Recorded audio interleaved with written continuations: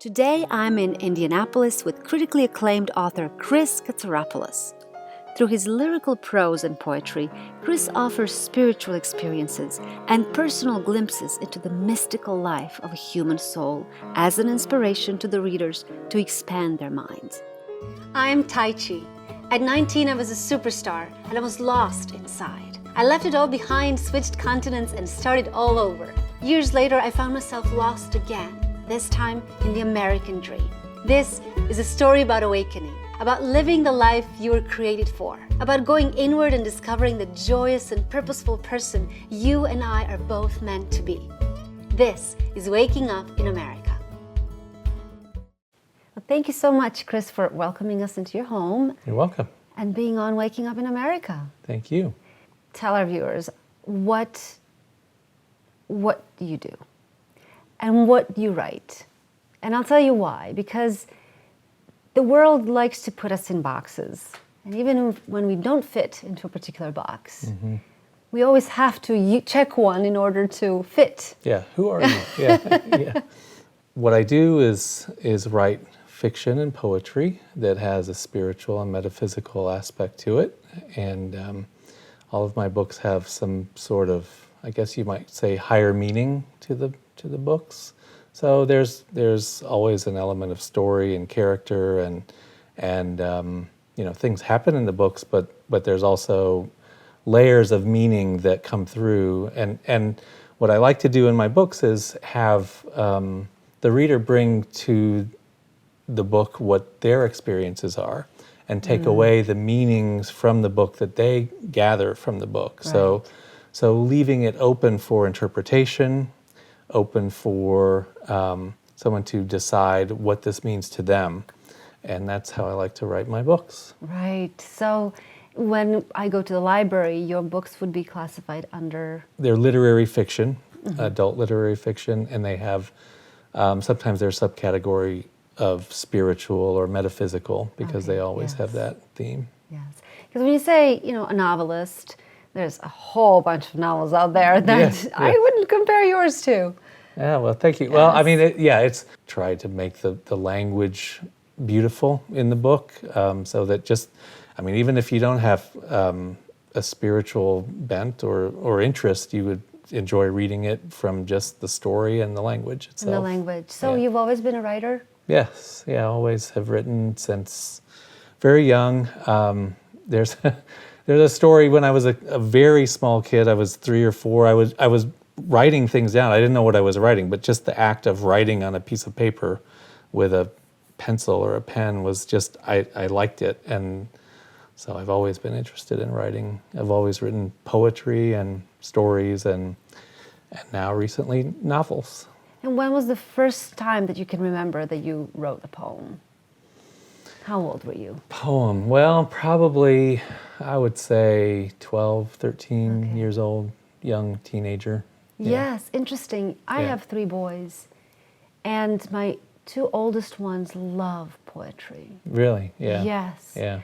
And I've noticed how they are, as boys, able to express themselves a lot of deeper levels through poetry. Now, I have to say, I think they've always had really good teachers who were really, who were, even when they were homeschooling, they were mentored by English teachers. So English language so they were teachers. Exposed to all of that. Yes, and I think, and I'll bring this now already, the music has something to do with that. Yes.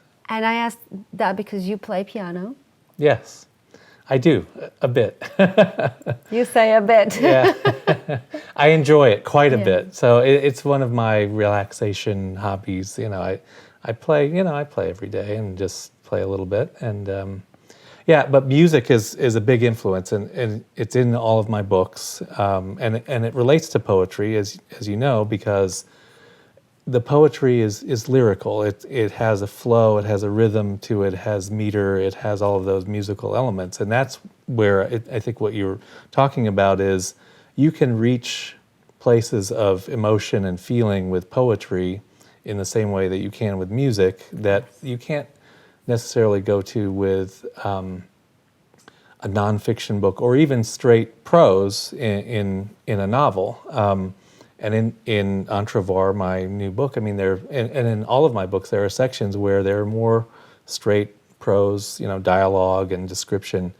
But when I talk about higher states of consciousness or different states of spiritual awareness, the language changes and it becomes really more like poetry, even within the novel. So I think that's something that, Yes. is maybe somewhat unique in my books. And one of the first connections that I made with your books when I read was the connection with The Little Prince.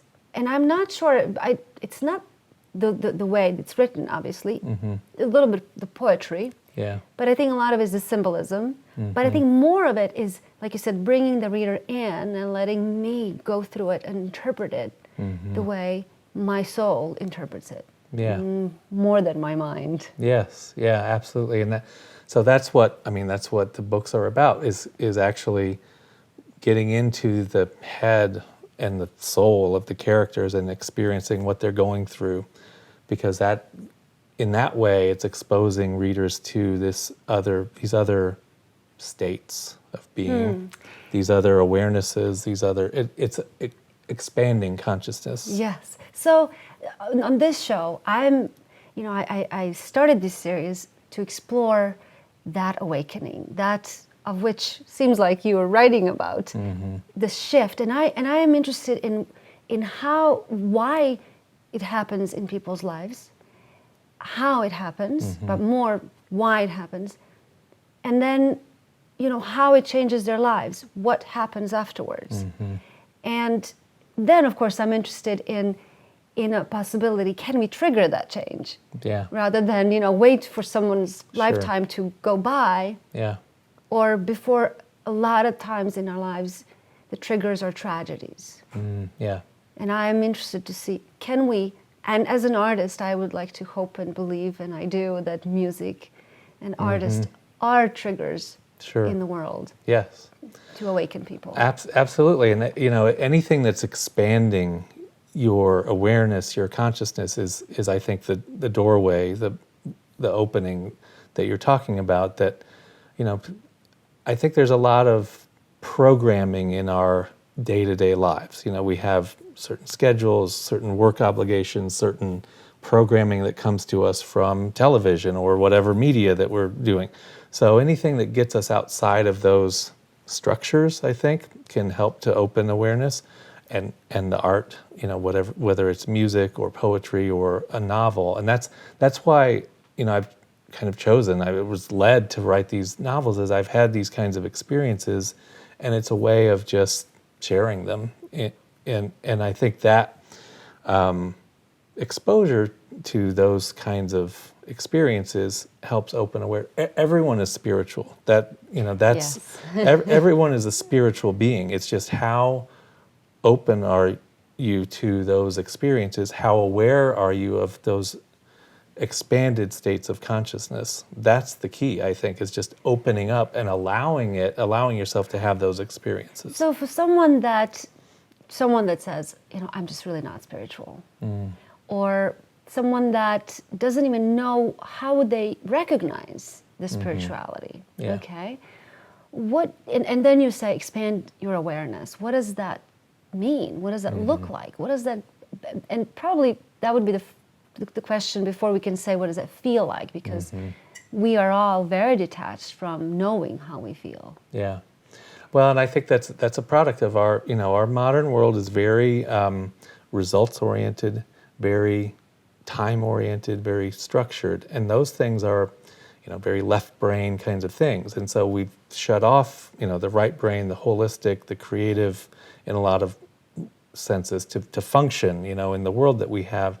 So if and we even take it away from schools, from education. Schools, or that's part of the process is to educate someone, to train them to think a certain way, and so what it does is it shuts down, the things that happen in dreams, the intuitions that we have, the feelings that we have. Those are the access points to the spiritual awareness, and if someone has a dream and they foresee something, or they experience something that's way out of the norm, they may experience flying in a dream or something like that. Well, if they speak about it with someone else, they may be told, well, that was just a dream. It's not real. In my view, the things that happen in dreams are just as real, if not more real, than us sitting here. It's just a different state of reality. And when you start to look at things that way, then you start to open up to all sorts of experiences that can happen in the dream state or in meditative states when you start to practice some form of meditation. Yes, and so now I'm going to connect that with one of your books, Antiphony, where you actually, take a lot of the scientific and then bring the science into it. Yeah. And for me, I grew up in atheism, and science was everything. I drank and ate and just absorbed science and philosophy and music. Okay, so those three together worked great together. What I didn't have at all was the spiritual. But these three together indicated the existence of something else. Something beyond, yes. That then activated this desire in my soul. And then when the time came on my path, I went and searched. Yeah. And so we could do 3 episodes with Chris. Yeah. So, but I will just encourage the viewers to read your book, all of the books anyway, but in this particular Antiphony, you combine all of this. It's really... Yeah, and I mean, Antiphony is about string theory, physics, and consciousness. It's about a string theory physicist who has these visions that he's not sure what they're all about. Is he seeing a higher reality? Is he seeing the ultimate nature of the universe, or is he going crazy? Many people would say he's going crazy. So he has all of these doubts in his mind, and he's bringing consciousness into the actual physics, which is, and he actually in a conference says, well, what if God is the missing element to our equations? Well, that's really a no-no. That's forbidden ground, and so he becomes a heretic, so to speak. It's flipped on his head. Religion has heretics, but science also has heretics, because if you don't fit inside the framework of the theory and the accepted research areas, then you're outside. You lose your job and you lose your status. But what it does is, because he's outside of that box, by the end of the book, it's opened him up to all these other awarenesses that he wouldn't have had otherwise if he stayed on the straight and narrow, accepted path. Yeah. He sees things in a totally different light. He experiences past lives, future lives in other dimensions, other planets. So there's more. What essentially happens is the understanding that there's more than just our day-to-day world, going to work and going to the shopping mall or whatever we do. All those things are important, but there's more. That's just the awareness that we're talking about. And people want to know why. Why would I care? I'm happy. I'm happy not knowing. Ignorance is bliss. It is safe to be inside of a certain structure because it's comfortable and it's what's known. When you open up to these other things, you open up your awareness and your consciousness, all sorts of things can happen, which is it's the beauty of it, in my view, that it's amazing. For example, you can experience pain. Yeah. And that's a scary thought for a lot of people.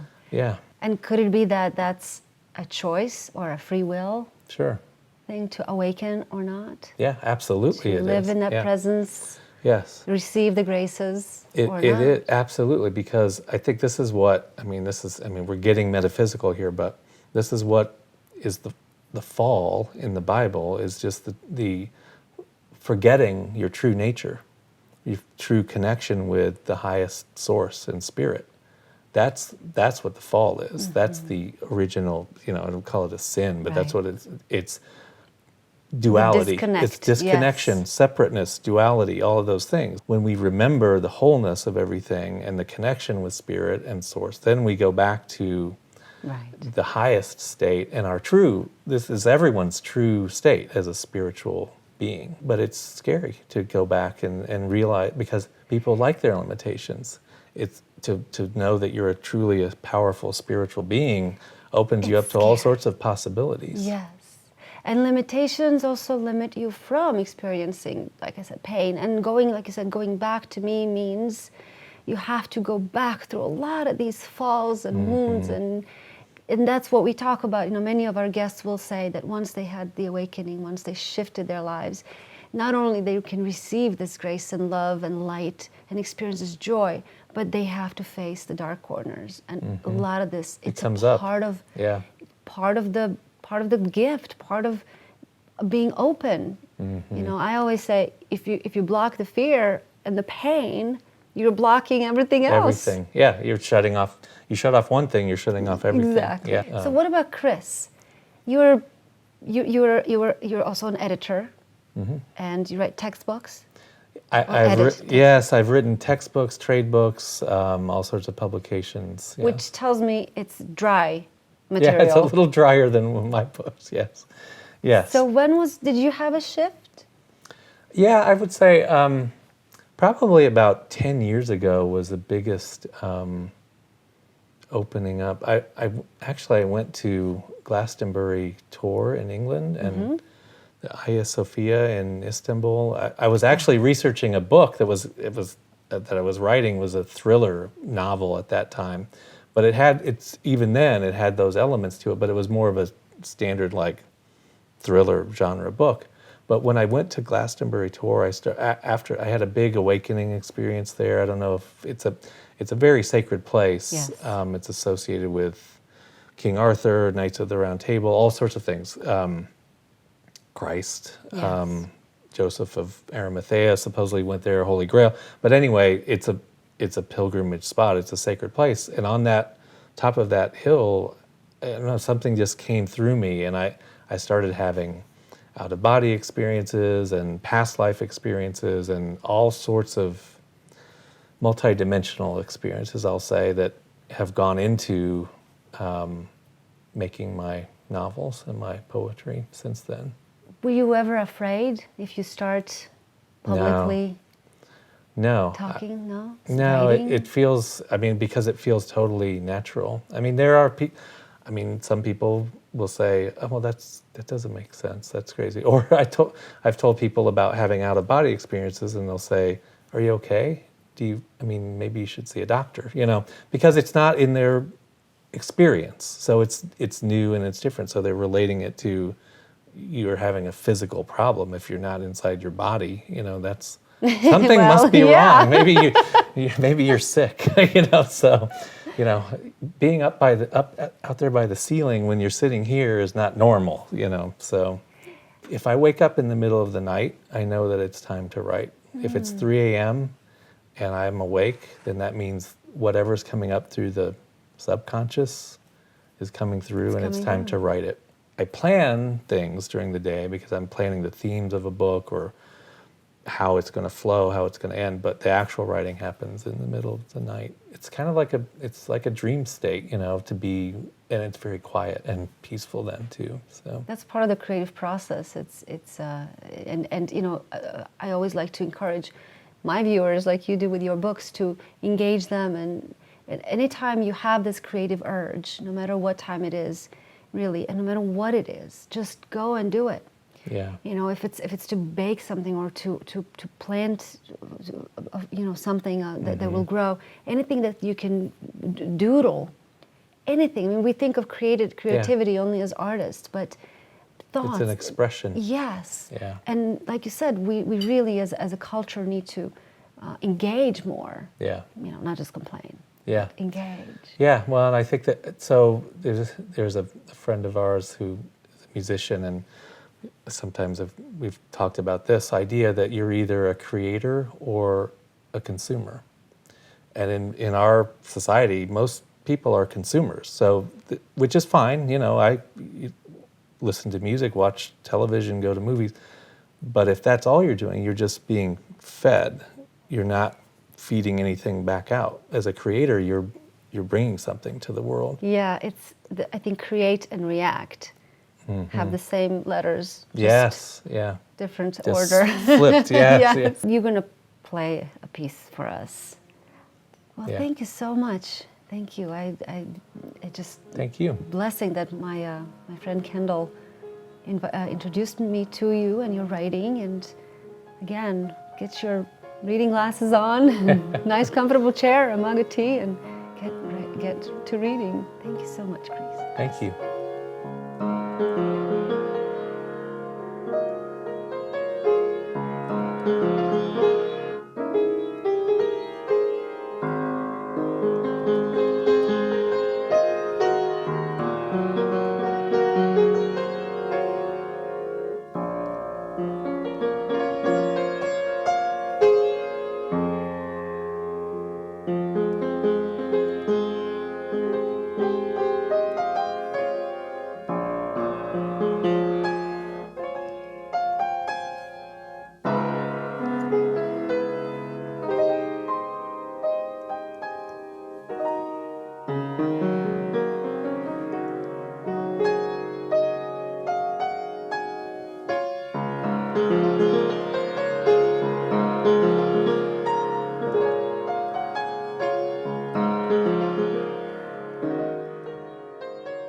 I just love being able to bring you these amazing guests and their stories to help you to live the life that you are created for.